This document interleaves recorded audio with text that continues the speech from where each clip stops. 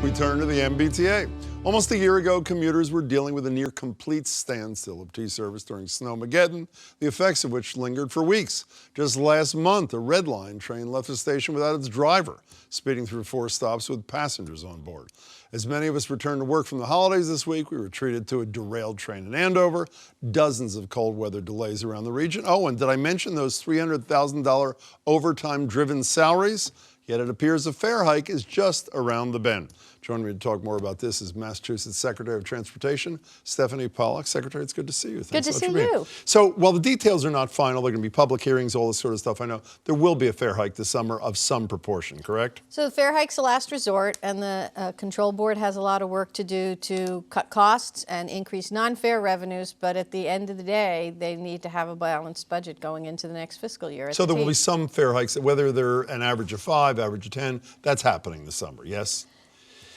They're certainly taking a hard look at it. Okay, how do you look a rider in the face and the rider and say, yeah, I know we had that Red Line train. I know we just learned that there were 2 T workers with 2,600 hours of overtime making 300 grand, that a quarter of the people at the T make 100 grand. There was a derailment. I know all that, but I got to raise the cost of a ride. How do you look somebody in the face and justify that? Well, first, there's a lot of work that's going to have to be done between now and July to convince people that we're tackling the overtime and we're tackling the absenteeism and we're tackling all the other opportunities. But at the end of the day, we want to give people better service.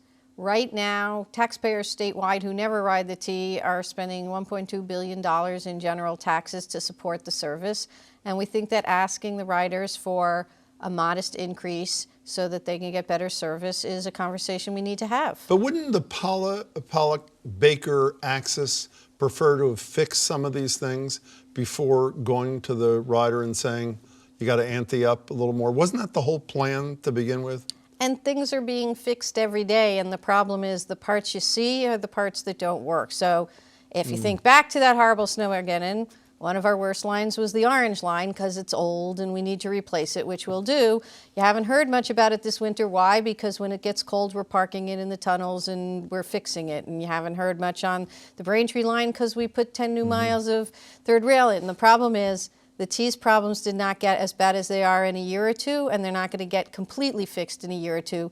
People should hold us to making progress and getting it better, but we're not going to fix it overnight. What are you, just on that one thing, I know it's a small piece of the puzzle in terms of the grand scheme. What are you doing about those $300,000 and those $200 salaries?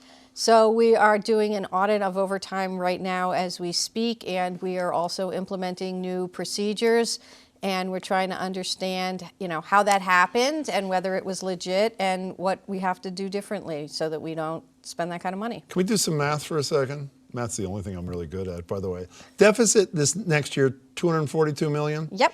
And if the maximum fare hike is the one that the board decides upon, it's like $50 million? Is that right?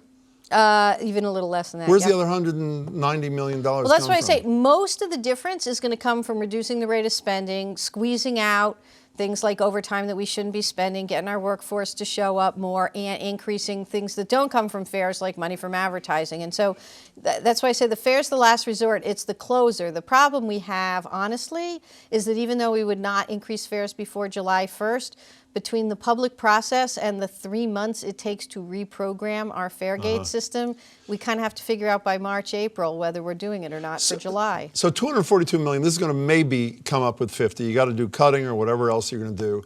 And then you step back for a second and say, oh, in addition to that, what is it? $7 billion ultimately needs to be spent just to get everything up to speed. I don't mean that as a pun.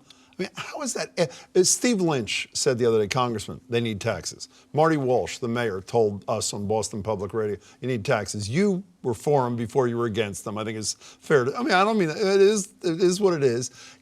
How can you ever crack this nut if something like this fare increase that a lot of people are going to complain about is this little bitty piece of the puzzle? So the T has two different issues, one of which is actually completely fixable, which will allow us to get to the other. What's fixable is their operating budget. It hasn't been managed, and they've been taking... This is the 242. Yeah, and Okay. they've been taking money from taxpayers to fix the operating budget that we could be using to pay for all the fixes that we need to the system and its assets and its capital. So the goal is fix the operating budget. This year, the T is spending $1 billion on hard capital improvements to the system. It's the most, as far as we can tell, they've ever spent in a year, and we can up that next year. So that's where we're focused.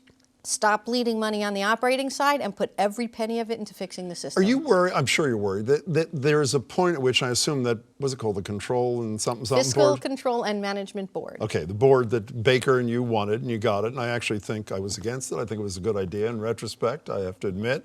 Are you worried you raise a fare and some of the, and I know there's going to be a distribution, it's not a straight 5 or straight 10%. Some of the higher end fares, someone say, I'll take an Uber, I'll take a Lyft, and you raise money, but then you lose some of that money because you lose riders. So that's a big issue in the fare increases, making sure that we structure it so that we don't lose those riders. We want more riders, not fewer riders. T passes are a bargain. They are $75 a month for unlimited use of the system. There's no other system there's one other system that charges $90 a month, and everybody else is $100 or more. And even with the biggest increase that we're talking about, monthly passes are under $85 for unlimited use of all our rapid transit and all our buses. So if we can give people the service that they need and deserve, most folks I've talked to have said, I'd rather pay the $85 and get the service. Is this means testing thing still on the table? Seattle and a couple other places talking about it. Is that the possibility? So we have 2 pilots going, one with folks who use the ride and one with youth, and we're going to continue those pilots and we'll see. But doing it on more than a pilot basis is tricky. Okay, since we're talking billions, let's talk another billion. Green Line extension happening, not happening? Everybody knows the history. I won't go through it. $1 billion over budget, and then your consulting firm said, well, actually, there's no budget for it to be $1 billion over. Total chaos. People in Somerville and Medford depending upon it. $1 billion from the feds waiting. What's going to happen? So the control board laid out some very clear conditions. They said if you can achieve a real price for a good project that does not require more dollars from Commonwealth taxpayers, we're going to go ahead. So we are now in the middle of a 90-day plan to see if we can meet the conditions the board set, and then we'll report back to them. You know, personally, I hope we can find a way to do it, but it's got to be a good investment for the people of the Commonwealth. But when you say I hope we'll be able to do it, don't you have to? I mean, one of the great ironies about you, and I think people love this, and I do too, and I'm sure you do, is you've been on both sides of this thing. Conservation Law Foundation filed suit years ago, used to be affiliated with them. Part of the deal for the big dig was you've got to be some mitigation, some mass transit. One of the mass transit things was this Green Line extension. It's not a hope. You have to do it or something very much like it to comply with the deal that you helped cut, no? We got to do something that matches the air quality benefits of the Green Line. But when I was at the Conservation Law Foundation and we wrote this into the plans, it also cost $370 million, not $3 billion. But you can't go back to a court and say, we agreed to something years ago based on one price tag. It's now $3 billion, so please let us out of the deal. The original artery deal said that the Green Line was going to be reopened out to Brigham Circle, which it's not. The original deal said there was going to be a red and blue line that was going to be built. The original deal did not say the Fairmont line would be built. The deal's actually been changed multiple times, and if we have to change it again, we will. The question is, given all the other needs the T has, is this a good use of the Commonwealth's money? And if it's as good a project as I actually think it is, and a lot of people think, are other people going to step up to the plate? One of the most important things the board said is, if it's that good a deal, put some skin in the game. How much fun are you having?